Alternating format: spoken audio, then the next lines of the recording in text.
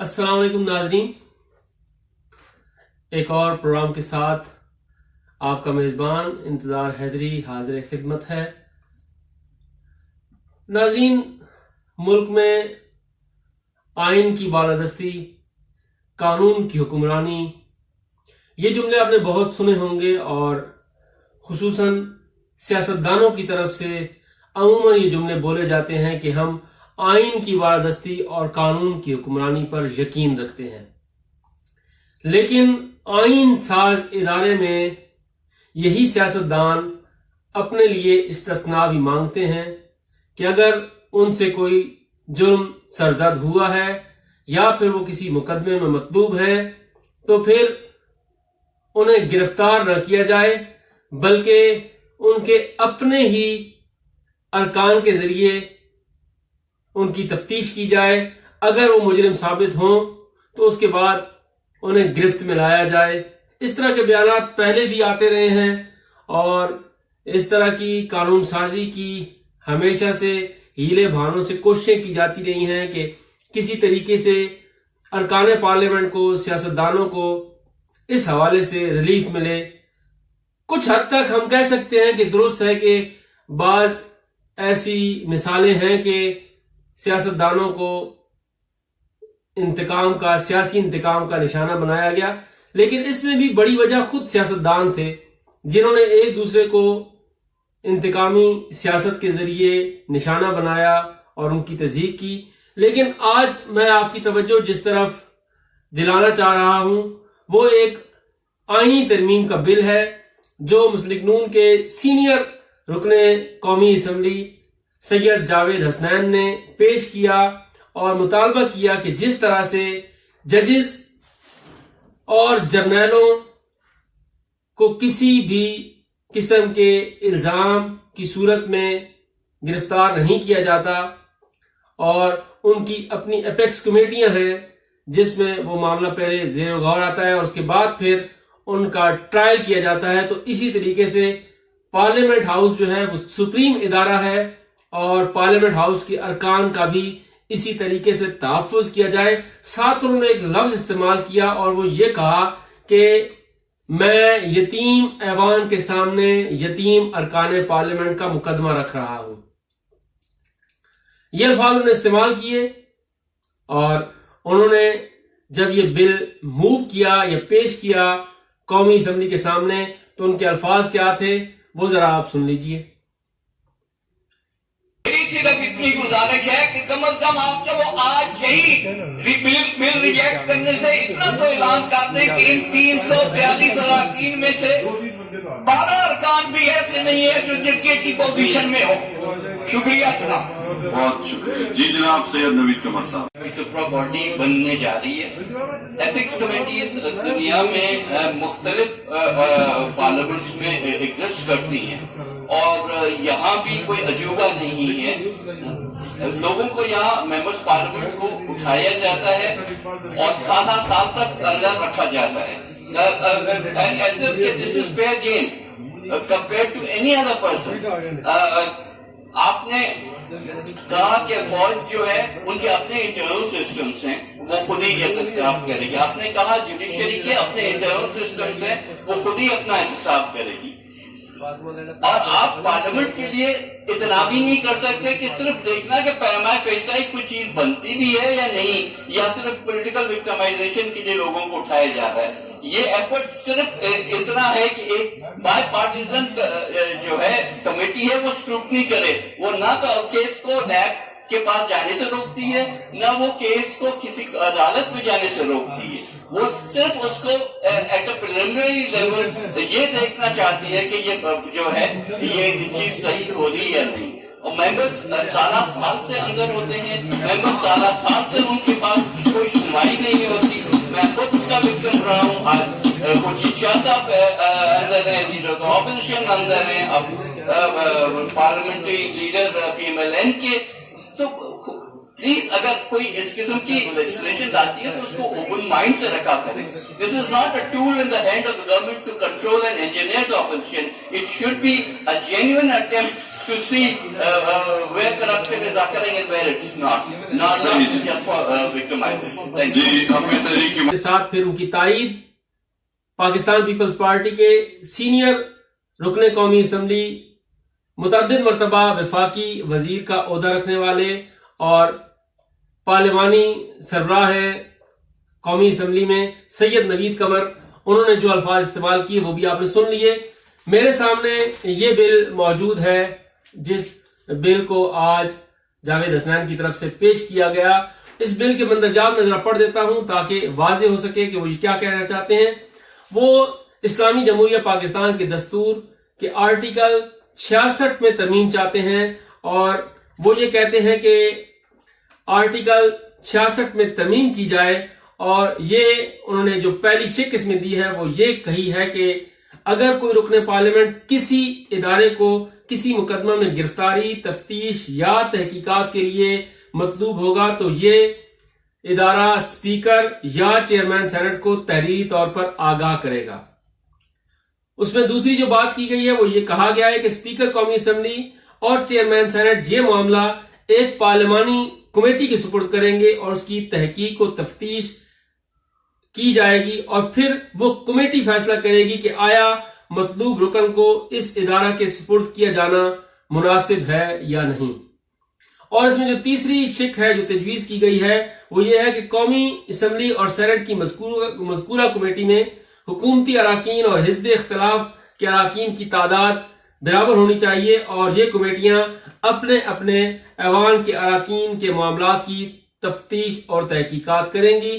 ساتھ انہوں نے یہ کہا کہ قومی اسمبلی کے ارکان کی جو کمیٹی ہو وہ تقریباً 12 ارکان پر مشتمل قائم کی جائے. اس میں 6 ارکان حکومتی بینچز سے لیے جائیں اور 6 ارکان اپوزیشن بینچز سے لیے جائیں. اسی طریقے سے انہوں نے کہا کہ چیئرمین سینٹ جو کمیٹی تشکیل دے تحقیقات کے لیے اس میں 8 ارکان ہونے چاہیے، جس میں 4 ارکان اپوزیشن سے ہوں اور 4 ارکان حکومتی بینچز سے ہوں، اور وہ تحقیق اور تفتیش کریں.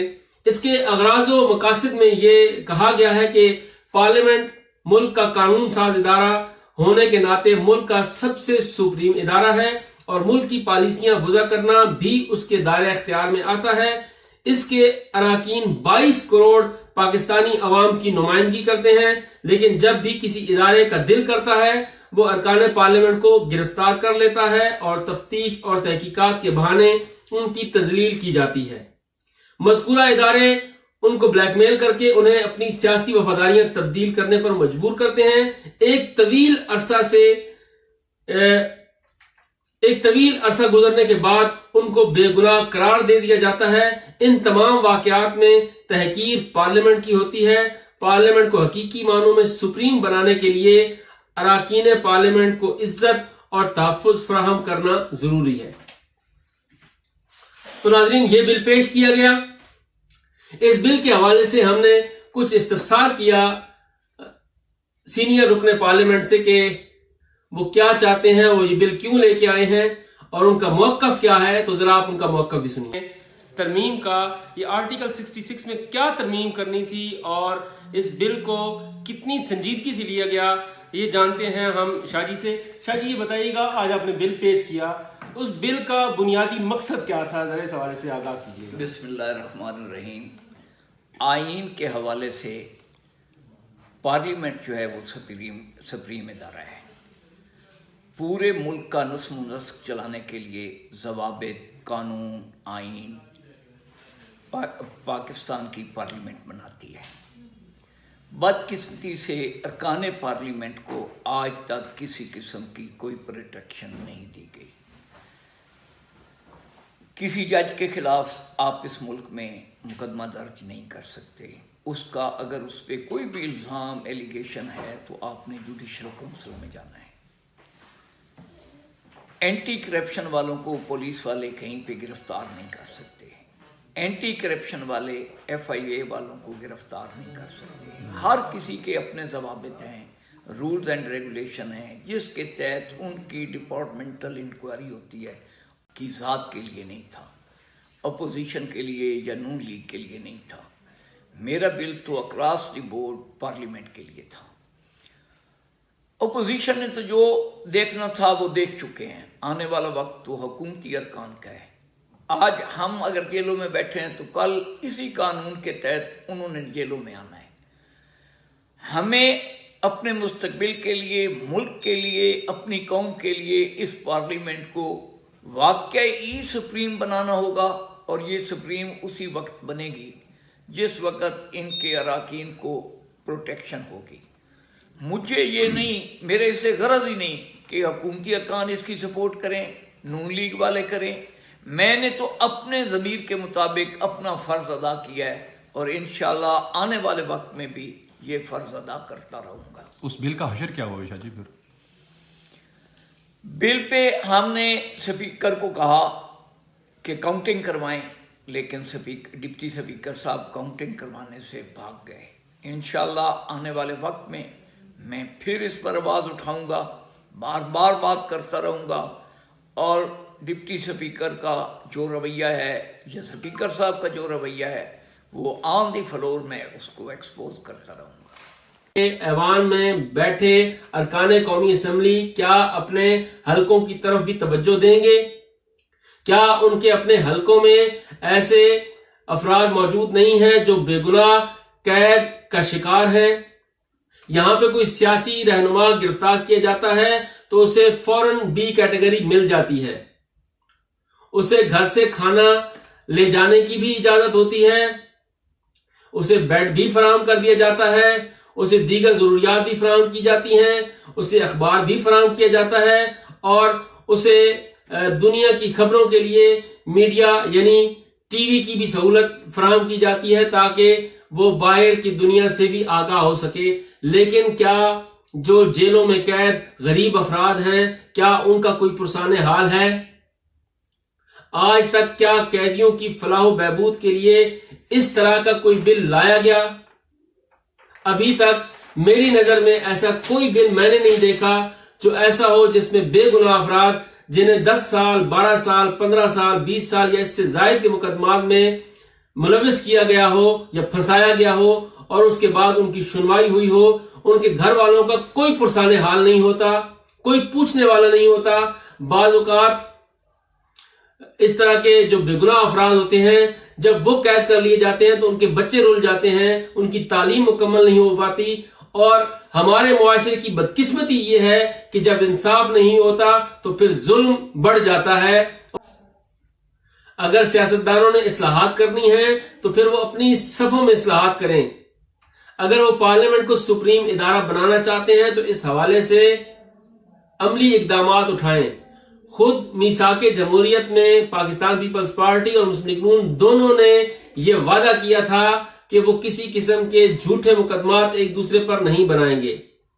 खुद उन्होंने वादा किया था कि इलेक्शन में शफाफियत को यकीनी बनाया जाएगा, लेकिन वो वादे आज तक वफा नहीं हुए। मुस्लिम लीग नून की हुकूमत भी आई, पाकिस्तान पीपल्स पार्टी की हुकूमत भी आई, लेकिन नैब का वो इदारा जिस पर ये तनकीद करते रहे हैं वो बरकरार रहा है। अब अगर नैब में तरामीम की बातें हो रही हैं तो वही मुस्लिम लीग नून और वही पाकिस्तान पीपल्स पार्टी अब ये कहते हैं कि इस नैब में हम कोई तरमीम नहीं करेंगे। इसका मतलब ये है कि मुस्तकबिल करीब में भी पाकिस्तान में ये सियासी इंतकाम का सिलसिला चलता रहेगा। तो जब तक हम दायरों के गिर्द घूमते रहेंगे हम तरक्की नहीं कर सकेंगे, ना इस मुल्क में हकीकी जमहूरियत आ सकेगी और ना आप अवाम की खिदमत कर सकेंगे। आप सिर्फ दावे तो कर सकते हैं कि आप 22 करोड़ अवाम के नुमाइंदा हैं, लेकिन अवाम की नुमाइंदगी का हक सिर्फ वही अदा कर सकता है जो वाकईतन अवाम में से हो। आप खवास में से हैं और खवास की नुमाइंदगी करते हैं, चाहे आप हुकूमत में हो चाहे आप अपोजिशन में हो। तो इस तरह के बिल कभी भी अवामी नुमाइंदों के अक्कास नहीं होते। तो बराए मेहरबानी अवाम के हाल पर रहम कीजिए। आज अवाम 2 वक्त की रोटी को तरस रही है। आज अवाम का मसला बिजली की बढ़ती कीमतों में इजाफा है। आज अवाम का मसला पेट्रोलियम मसनूआत में मुसलसल इजाफा है। آج عوام کا مسئلہ روزگار ہے، آج عوام کا مسئلہ اچھی صحت ہے، آج عوام کا مسئلہ اچھی تعلیم و تربیت ہے، لیکن افسوس کے ساتھ کہ نہ اچھی تعلیم و تربیت میسر ہے، نہ صحت کی سہولیات میسر ہیں، نہ مہنگائی میں کمی ہو رہی ہے، نہ روزگار کی فراوانی ہے، اور نہ ہی روپے کی قدر میں بہتری آ رہی ہے، جس کی وجہ سے یہ تمام مسائل جنم لے رہے ہیں۔ تو خدارا اگر آپ کو عوام نے منتخب کیا ہے تو عوام کے ایشوز پر سیاست کریں اور ان ایشوز کو اٹھائیں۔ اگر آپ ایسے ایشوز اٹھائیں گے تو پھر آپ اداروں کا نشانہ بھی بنتے رہیں گے اور سیاسی انتقام کا نشانہ بھی بنتے رہیں گے۔ تو ناظرین، اس دکھڑے کے ساتھ مجھے اجازت دیجیے اور اپنا فیڈ بیک ضرور دیجیے گا۔ اللہ حافظ۔